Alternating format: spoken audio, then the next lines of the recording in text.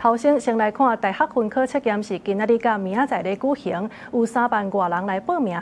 今仔日是考物理、化學、數學加生物。有考生呢是表示講想要考到更較好的科系，嘛有這家長是特別請假來陪考，家囡仔看頭看尾。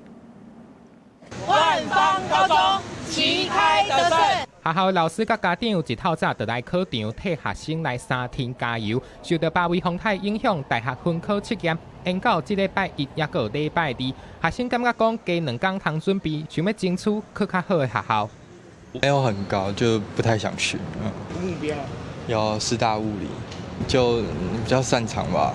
前面幾個管道，如果說有些孩子順利到自己的學校去，他就不會參加分科。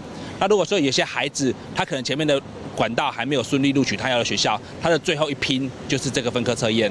13是頭一天考試，考物理、化學、數學，也個有生物4科。來陪囡仔家長強調，這屆就算講是佇咧平常日來舉行，啊，毋過是關係到囡仔的未來，囡仔嘛想要爭取更較好的志願，所以因願意請假來陪考。第一次考的不是他的第一志願，所以想說再拼一下，一輩子才遇到這一次而已啊，不會困擾啊。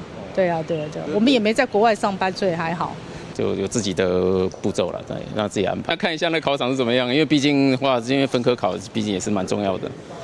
講到這幾年來用電子設備作弊案例是愈來愈多，為了避免影響考試的公平性，所以考場除了電信車來針對異常的電波來做定位，來防止人作弊以外，大考中心嘛頭一屆規定，事務人員若認為有必要，會使對考生來做電子金屬的探測，啊，若是考生佇遐閃，會使以經濟的輕重來處分。